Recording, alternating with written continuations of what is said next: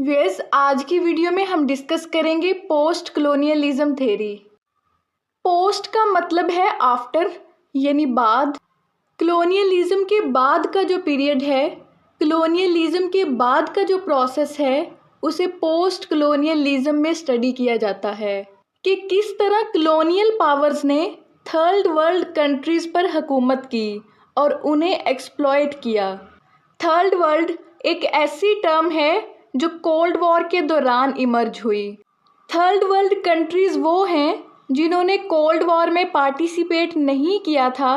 इनकी इकोनॉमी अच्छी नहीं थी, इनका हेल्थ केयर सिस्टम भी अच्छा नहीं था और यहाँ डेमोक्रेसी भी पूरी तरह से फ्लरिश नहीं हुई थी। तो जो फर्स्ट वर्ल्ड कंट्रीज़ थे, यानी जो पावरफुल कंट्रीज़ थे, जिनमें ब्रिटेन, स्पेन और फ्रांस आते हैं, इन्होंने इन थर्ड वर्ल्ड कंट्रीज़ को एक्सप्लॉइट करना शुरू कर दिया, इनके रिसोर्सेज को एक्सप्लॉइट किया, जिससे ये third world countries economically depend करने लगे और अंडर डेवलप्ड कंट्रीज़ बन गए। थर्ड वर्ल्ड कंट्रीज़ में अफ्रीका, एशिया, लैटिन अमेरिका और मिडल ईस्ट के कुछ ममालिक आते हैं। अफ्रीकन कंट्रीज़ में नाइजीरिया, कीनिया और अल्जीरिया हैं जो थर्ड वर्ल्ड कंट्रीज़ में आते हैं। एशिया में इंडिया, पाकिस्तान, बांग्लादेश और वियतनाम हैं। लैटिन अमेरिका में ब्राज़ील, मेक्सिको और कोलंबिया जैसे कंट्रीज़ थर्ड वर्ल्ड कंट्रीज़ हैं और मिडल ईस्ट में इजिप्ट, ईरान, इराक और सीरिया थर्ड वर्ल्ड कंट्रीज़ हैं। आज भी ये डेवलपिंग और लो इनकम कंट्रीज समझे जाते हैं। इनके थर्ड वर्ल्ड कंट्रीज़ होने की एक और वजह यह भी थी कि ये कॉलोनाइज्ड रह चुके थे। मिसाल के तौर पर नाइजीरिया और कीनिया को ब्रिटेन ने कॉलोनाइज किया था, अल्जीरिया फ्रांस की कॉलोनी था। इस तरह पाकिस्तान, इंडिया और बांग्लादेश, इन सब को भी ब्रिटेन ने ही कॉलोनाइज किया था। इनमें से बहुत सारे कंट्रीज़ वर्ल्ड वार 2 के बाद आज़ाद हुए, यानी वर्ल्ड वार 2 से पहले ये कॉलोनाइज्ड थे और जब वर्ल्ड वार 2 के बाद कोल्ड वॉर हुई तो चूंकि इन कंट्रीज़ की इकोनॉमी अच्छी नहीं थी, ये डेवलप नहीं हुए थे, इसलिए ये वॉर में पार्टिसिपेट नहीं कर सके थे और इन्हें थर्ड वर्ल्ड कंट्रीज़ कहा जाने लगा। Basically cold war United states और सोवियत यूनियन के दरमियान कॉन्फ्लिक्ट था। 1947 में ये वॉर स्टार्ट हुई और 1991 तक रही। इसे कोल्ड वॉर इसलिए कहा जाता है क्योंकि इसमें डायरेक्ट मिलिट्री का इस्तेमाल नहीं किया गया था। यूं पोस्ट कलोनियलिज्म में कलोनियलिज्म और इम्पीरियलिज्म के असरात को स्टडी किया जाता है कि किस तरह इसने पूरी दुनिया पर असर किया। इसके बाद डीकोलोनाइजेशन के प्रोसेस को भी पोस्ट कलोनियलिज्म में ही स्टडी किया जाता है।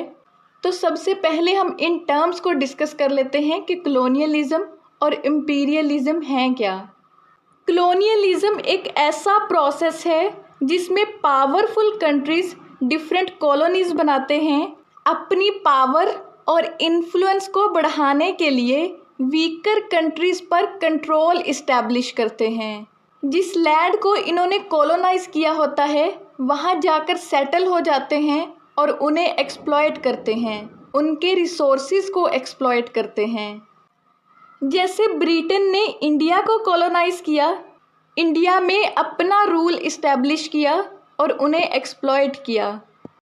जबकि इम्पीरियलिज्म एक ऐसा प्रोसेस है जिसमें दूसरे रीजन्स पर कंट्रोल इस्टेब्लिश करने के लिए मिलिट्री फोर्सेस का इस्तेमाल किया जाता है, उन्हें इकोनॉमिकली एक्सप्लॉइट किया जाता है, पॉलिटिकली इन्फ्लुएंस किया जाता है।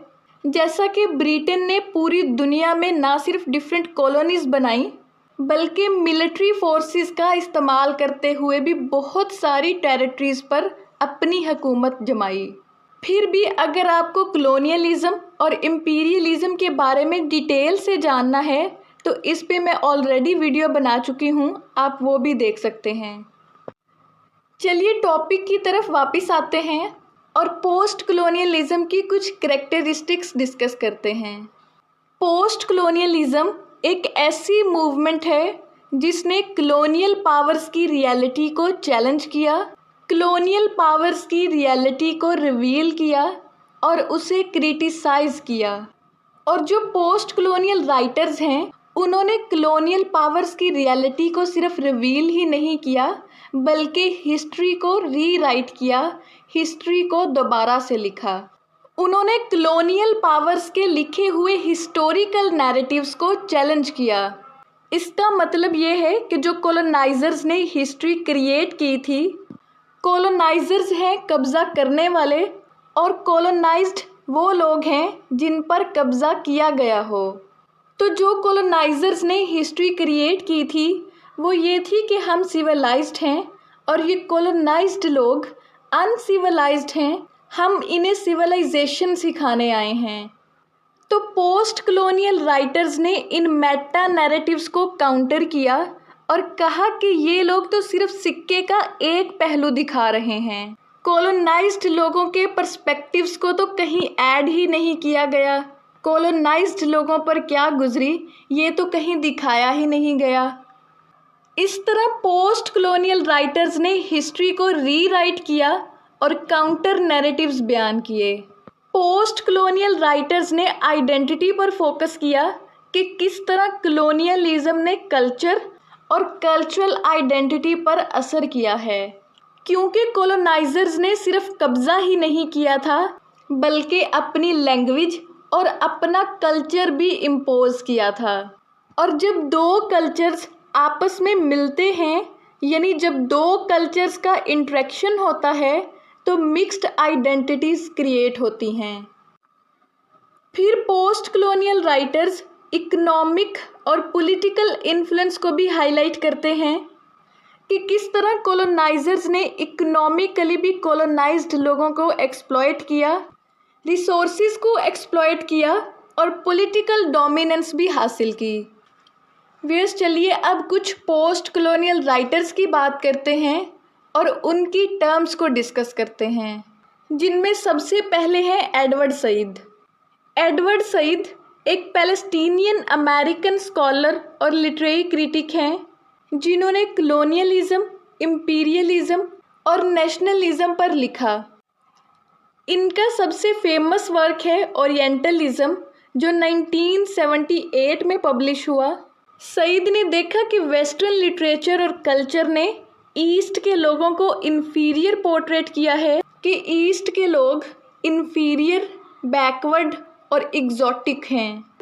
ओरिएंटलिज्म का मतलब है वेस्टर्न रिप्रेजेंटेशन ऑफ ईस्ट, यानी वेस्ट का ईस्ट के मुतालिक व्यू पॉइंट, कि वेस्ट के लोग ईस्ट के लोगों को अनसिविलाइज्ड और कमतर समझते हैं और इस तरह कलोनियलिज्म को जस्टिफाई करते हैं कि ये अनसिविलाइज्ड हैं, हम इन्हें सिविलाइजेशन सिखाने आए हैं।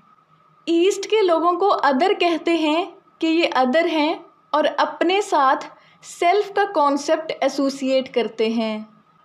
ओरिएंट का मतलब है ईस्ट और ऑक्सीडेंट का मतलब है वेस्ट। फिर नेक्स्ट है होमी के बाबा। ये इंडियन लिटरेरी क्रिटिक हैं और हार्वर्ड यूनिवर्सिटी के प्रोफेसर हैं। इनका फेमस वर्क है द लोकेशन ऑफ कल्चर जो 1994 में पब्लिश हुआ और इनकी फेमस टर्म्स हैं हाइब्रिडिटी और मिमिक्री। हाइब्रिडिटी का मतलब है मिक्सचर। जब कॉलोनाइजर्स अपना कल्चर इम्पोज करते हैं, यानी जब कॉलोनाइजर्स और कॉलोनाइज्ड लोगों का कल्चर मिक्स होता है, ब्लेंड होता है, तो एक तीसरा कल्चर डिवेलप होता है जिसे हाइब्रिड कल्चर कहते हैं। फिर है मिमिक्री।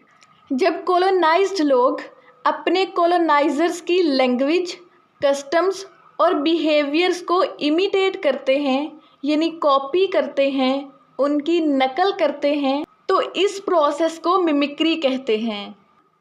मिसाल के तौर पर जब इंडिया में ब्रिटिश रूल था तो बहुत सारे एजुकेटेड इंडियंस ऐसे थे जिन्होंने ब्रिटिश मैनर्स को अडॉप्ट करना शुरू कर दिया, ब्रिटिशर्स की ड्रेसिंग को कॉपी करना शुरू कर दिया, यानी इंडियंस भी पेंट कोट पहनने लगे। ये मिमिक्री है। फिर तीसरे नंबर पर हैं गायत्री चक्रवर्ती स्पिवक। ये इंडियन लिटरेरी थियोरिस्ट हैं जिनका फेमस वर्क है कैन द सबल्टर्न स्पीक। ये वर्क 1988 में लिखा गया और इसमें स्पिवक ने मार्जिनलाइज्ड लोगों को रिप्रेजेंट किया। सबल्टर्न से मुराद ऐसे लोग हैं जो सोशली, पॉलिटिकली और इकोनॉमिकली मार्जिनलाइज्ड होते हैं, यानी लो रैंक्ड होते हैं। ये लोग मेन स्ट्रीम नैरेटिव्स में वॉइसलेस होते हैं, इन्हें बोलने का हक नहीं दिया जाता, यानी इनसे बोलने का हक छीन लिया जाता है, इनकी आवाज़ों को दबाया जाता है और इन्हें सप्रेस किया जाता है। स्पिवक अपने इस वर्क में सवाल करती हैं कि क्या ये सबल्टर्न बोल सकते हैं, क्या ये डोमिनेंट डिस्कोर्स में खुद को रिप्रेजेंट कर सकते हैं, और अगर ये एक्सप्रेस करते हैं यानी बोलते भी हैं तो क्या इनकी आवाज़ को सुना जाएगा।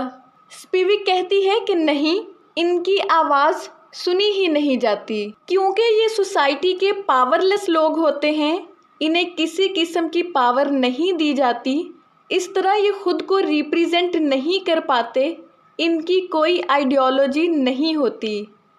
इस वर्क पे भी मैं ऑलरेडी वीडियो बना चुकी हूँ, आप वो भी देख सकते हैं। फिर नेक्स्ट क्रिटिक है फ्रांस फैनन। इनके फेमस वर्क्स हैं ब्लैक स्किन, वाइट मास्क जो 1952 में पब्लिश हुआ।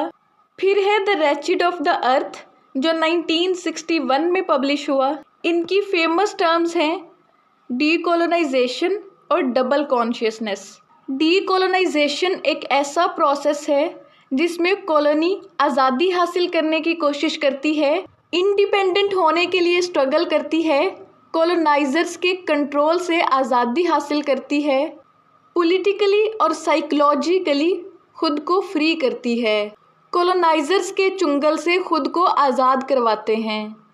मिसाल के तौर पर इंडिया ने बहुत सारी मूवमेंट्स की और फाइनली 1947 को वो ब्रिटिश रूल से आज़ाद हुआ।